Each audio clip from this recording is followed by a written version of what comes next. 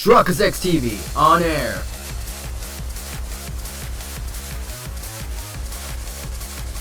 We are now live in 3, 2, 1. Welcome back to another episode of the Great Ace Attorney Chronicles. In the previous episode, we got through the Eggs Benedict guy's trial. Today's episode right now, we're going to go to Miss Gina's Lestrade. If you have today's episode, make sure that like and subscribe to the channel. So he asked him to stand down, but he's staying here. Then I shall bid you good day. Wait. You, sir, shall remain in the stand while Miss Lestrade testifies. As you wish. Alright then, Gina. It's time. I know this will be hard, but please put your faith in me here. Good luck, Runo.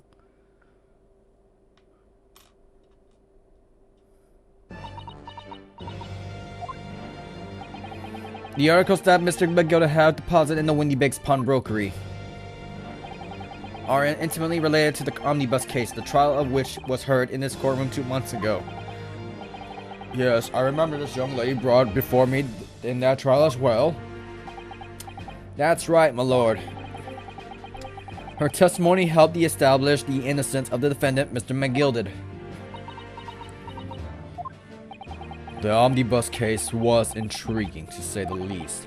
And now, here we all are again, the same players in the trial facing each other once more. A twist of fate, perhaps, my Nipponese friend. Allow me to recap the events of 2 months ago. An old brickmaker was stabbed to death in the omnibus along London's winter streets. And apart from the victim, there was only one other person in the carriage, Mr. McGilded. Naturally, he was the prime suspect for the murder. But as the trial progressed, another possibility emerged. That the murder in fact took place above the defendant's head on the roof deck, with the body then being dropped through the skylight into the carriage below. It was Miss Lestrade whose testimony brought the possibility to light. At the time of the incident, Miss Lestrade was concealed under a seat in the carriage, hoping to pick the pockets of an unsuspecting passenger. Then, immediately after the trial, having been acquitted of the murder, Mr. McGill died in this very courtroom in the most extraordinary of circumstances. A mystery that remains unsolved even now, 2 months on. As indeed does the omnibus murder itself. Be that as it may, I recall neither of this nor the small box being mentioned in the course of those proceedings. Miss Lestrade, would you tell the court now, please, what really happened in the omnibus 2 months ago, I mean? I don't know what you mean. I already said all of what I know. And what about everything you told us yesterday from inside your prison cell? Please, Miss Lestrade, this is extremely important. But remember, little girl, if it transpires that you willfully withheld information in the trial 2 months ago, that the Home Office will seek to prosecute you for perjury. And naturally, you will lose all credibility as a witness. Although, let's face facts, you have little credibility to lose. Genie, don't listen to him! Please, you have to trust Runo now! Iris, we're on your side! Alright then, I'll talk. It's the right choice, Gina. Well, it would seem that my learned friend is hell-bent on bringing the entire courtroom down about his ears. So be it. I must confess I'm struggling to understand what on earth is happening here. However, it would appear that Mr. McGill's pawn articles and that extraordinary case of the omnibus harbor secrets of which we have been hitherto unaware. So, Miss Lestrade, you will now give your testimony before the court about the events 2 months ago. You will reveal the truth, a comedy solely lacking in your original statements. This is it then. Everything's going to come out, like Von Sykes said. This could bring the whole courtroom down about my ears, but as a lawyer, I'm prepared to take the risk. Are we gonna do the summation examination again? Because I feel like if we press... Truth is, the brickmaker cove was in the cabin of the omnibus the whole time. When the Irishman dragged me out of the omnibus seat, I saw the disc on the floor. All of a sudden, I heard a scream from over me head, and the pair down on the roof deck went off to call the slops. That's when McGill slipped the driver some tin to do a run to the pawn shop around about. He threatened me not to snitch, not to say nothing to no one, and what about I seen or heard. Okay, one of them is brand new. Good grief, this is outrageous. Why do you just throw the court bears almost no resemblance to your testimony 2 months ago? As you say, my lord. Then there's every chance I may have adjudicated an error in McGill's trial. It sounds very much to me as if the man deliberately deceived this court, in an effort to cover up the most wicked of schemes. Without doubt, your lordship is correct. A great injustice was done in the courtroom 2 months ago. The actions of the accused in that trial of this witness and my learned friend are entirely inexcusable. I don't believe it. The whole trial was a farce. It was all lies. That McGill fellow was running to the court, just like the pickpocket. Don't forget the lawyer from the east. They're all in it together. Yeah, wrong. The lot of you. Mr. Naruto, the lawyer there, he didn't know nothing about it. Humbug! Here we go again. I don't think so. Are we really expected to believe that? He really stitched everyone up, didn't he? What an operation to get the man off scot-free. Unforgivable. Stop. The lies have to stop. Yes, the defense made a terrible error of judgment. I intend to take full responsibility and suffer whatever consequences are deemed appropriate. However, it is imperative the court allows the witness to elaborate on her testimony, because the true significance of McGill's pawn articles must be brought to light. Very well, my learned student friend. Given the depths of calamity you have just plunged yourself into, this may well be worth hearing. The words fail me. This situation is utterly deplorable. Mr. Naruhodo. Yes, my lord. I will decide upon your fate following the conclusion of this trial. Of course, my lord. Blimey, Mr. Naruhodo. Now, counsel, proceed with the cross-examination.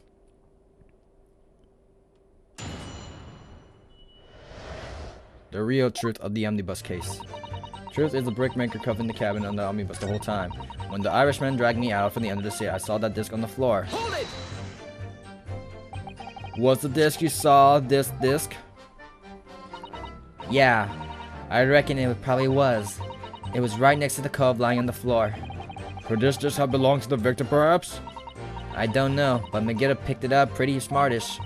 And then he sat the cove with a knife in his belly up on the seat. What did he say to you at the time? He told me not to say a word about what I seen or heard to no one. About the disc and all. I was dead scared. The way he was looking at me, I thought, if I didn't go along with it, I'd get stuck with that knife too. Then he started asking me a load of questions. Like what my name was, where I live, and that. He asked me about if I'd been a diver too. But after a while, what had happened in the carriage was noticed. Yeah, that's right. First there was a kind of rapping noise.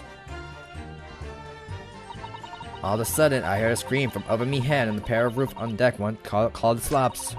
That's when McGill slipped the driver some tin to do a run, pawn shop, or runabout.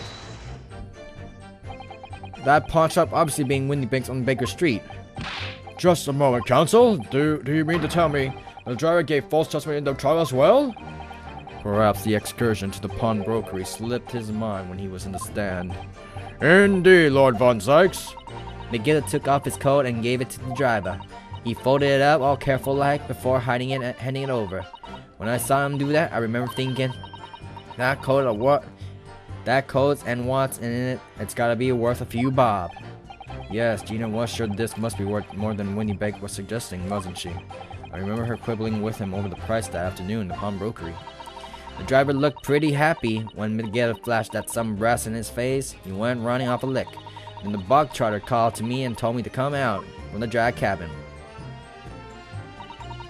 He threatened me not to stitch, not to say nothing to no one. Go back. I don't want to go restart all over again, so let's go from left to right because I'm bad at guessing. And you were hiding in the cabinet at the time as well, weren't you, Miss Lestrade?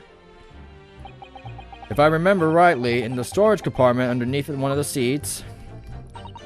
Yeah, that's right. It's pitch black under there, so you can't see nothing at all. Now, in your testimony 2 months ago, I feel certain that you claim Mr. Megiddo was the sole passenger, did you not? False testimony, my lord. That's what he told me that I had to say. Well, it's important that you tell us the truth now. Were Mr. Megiddo and the victim acquaintances? I don't know, but I did hear him talk a lot. What were they talking about? Well, I couldn't hear too well, but if I had to say, I think it was about money or something. They kept talking about buying or not buying. Perhaps business dealings of some kind. Well, anyway, they got louder and louder. It started to sound like a proper fight. I was pretty scared by then. I hardly dared to breathe, and then all of a sudden, I heard a noise like some killing over the floor. It was blooming loud and all. And I believe you let out an involuntary scream? Yeah, that's what gave me away. Yes, we already did that. All of a sudden I hear screaming over my head. It flops. Hold it! There were 2 gentlemen accompanying the seat on the roof deck, I believe. That's right. They must have looked down through the skylight and noticed me caught with a knife in his guts. When they screamed, the driver pulled up the horses and Megiddo got me out of sight. Out of sight? Where? Back under the sea where I started off. Once the carriage came to an halt, the 2 coves from the roof ran off to fetch the slops. If they immediately left to fetch the police, it would appear they were entirely unrelated to the incident. So that left Megiddo, the driver, and you still at the scene. Yeah, only the driver didn't know I was there because I was under the seat. I heard the cabin door open and a voice from outside. The driver, yes, he's also testifying in the trial, I believe.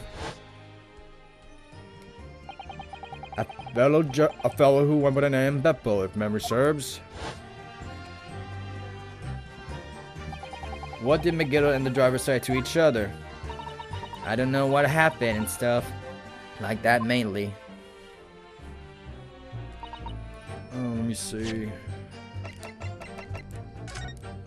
Victim found his seat on the last scheduled omnibus on the day of the murder.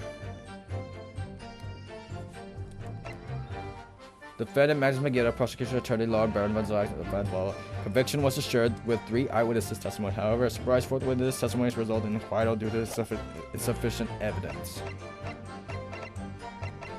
Gotta make sure we double check on everything.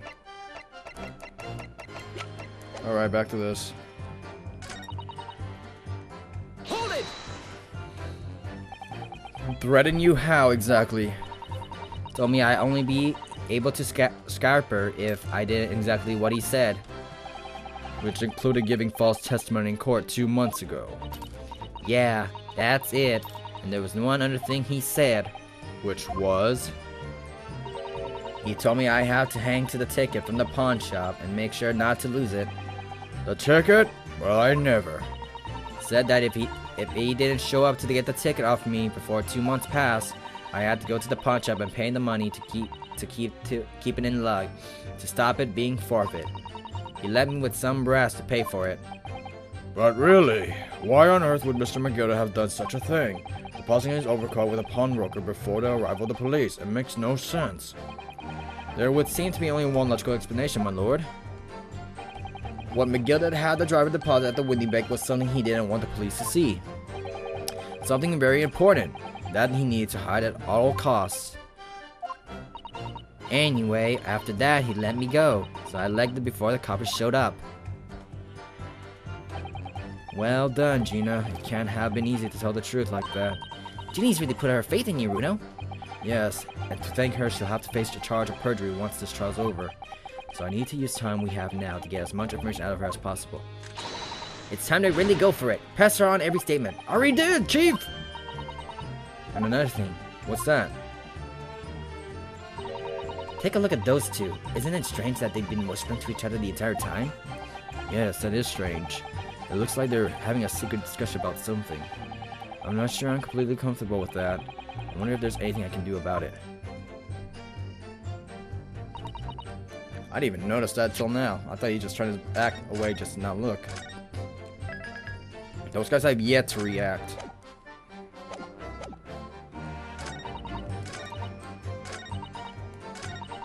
He threatened me to snitch, not saying nothing about what I seen or heard. That would make us slip the driver some time to do it.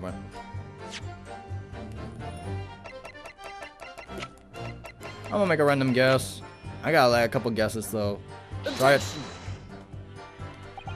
No, no, no, no, no, no, no, no. Press the goddamn button. How am I supposed to get their attention? Let me see. Hold it!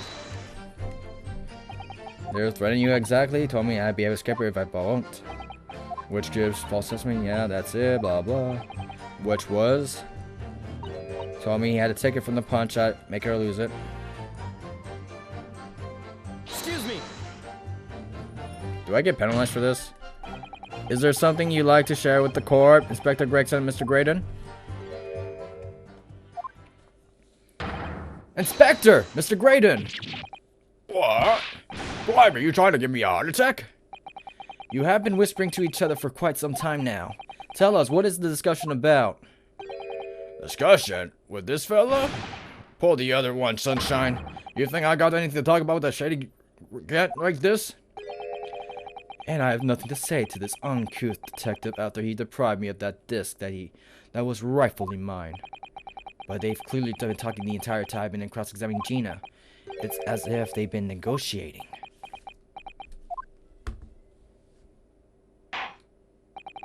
Thank you, Miss Lestrade. Thank you, counsel. I've had enough. Heard enough. I believe we now have a reasonable understanding of what actually transpired on the omnibus. It would appear on that night 2 months ago, a negotiation was taking place on the omnibus. A negotiation concerning this disc. However, matters did not run smoothly. When the parties involved began to quarrel over price, McGilda took what he wanted by force, at the expense of the other man's life. Which proves my point. The disc is clearly extremely valuable in some way. Although I don't understand why as yet. And 2 days ago, precisely 2 months after the omnibus incident, McGilda's coat and its contents were due to be forfeited. I didn't know what I should do with the ticket. I mean, the cove died right after this trial. I knew that. So you decided you would try to claim the articles as your own. Well, why not, eh? They were only going to be forfeited. Why shouldn't I have got him? Anyway, you can't blame me for thinking about it. Thinking about ain't no crime. Miss Lestrade, it would appear Mr. McGilda was prepared to kill in order to take possession of this disc. Do you know why that would be? I ain't got a clue. But I reckon it must be worth a fair bit of brass. He was probably gonna sell it. And you can't blame me for thinking that. Thinking ain't no crime. My lord. The evidence your lordship requested has been located and is ready for court inspection, sir.